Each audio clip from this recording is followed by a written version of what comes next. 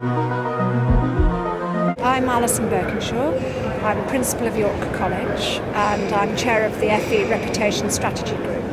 What does that entail? Well, it entails a number of strands of work. It's got quite a long history. We were set up many years ago under the LSC's Agenda for Change programme. And then about 2 years ago, I was asked to chair it so that it got a greater sector focus.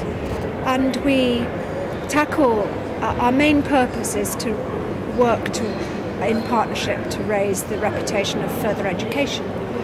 And so we tackle that in a number of different ways. And first of all, we had to define further education, because that's quite hard, actually. And once we'd done that and worked it through and agreed that it encompassed training providers in the voluntary sector and further education colleges, we worked then to develop a strategy, a programme of activity by which we would identify the key priorities for the sector, which change and have been changing, and then work to raise the reputation of FE in those areas. So, for example, the machinery of government changes and the need to raise the profile of further education with local authorities is a key strand of activity for us. Other work to respond to various strategies, so we've got the skills strategy published just recently, and we work to highlight any issues that might impact on the reputation of further education.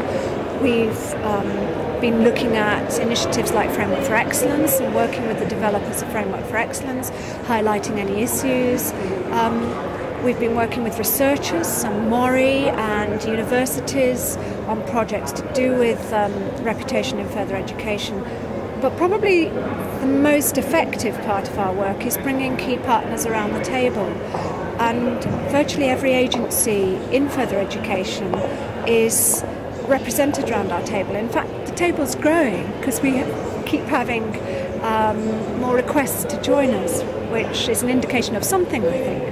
And the important thing is we have an agenda item every time we meet called hotspots, where we identify potential hotspots for the sector.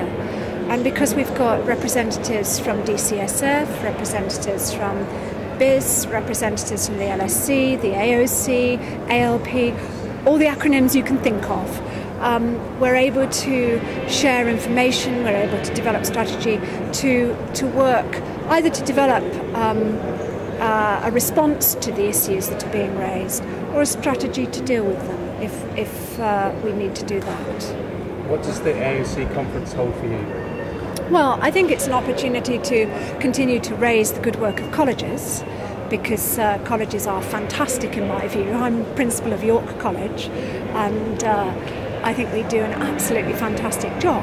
And it's an opportunity to raise the work of colleges.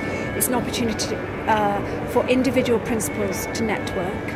But I think most importantly, it's an opportunity to get some key messages through either via AOC or directly to ministers, and to get the message across of what a great job further education has done, will do, and always will do in the future as well. Is there anything else you'd like to add? Yeah, an exciting part of our work at the moment is liaising with Lifelong UK and the FE Works campaign.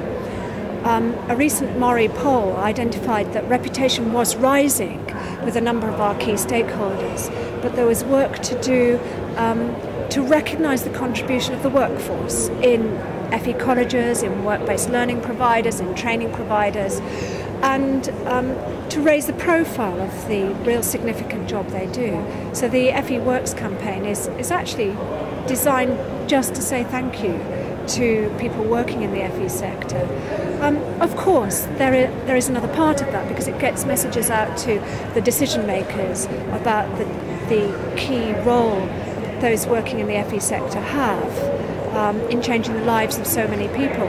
But I think it's very important to recognise that ultimately further education only does what it does because of the people working in the institutions that deliver education and training. And it's very important to thank those individuals for that. So that's part of our job too.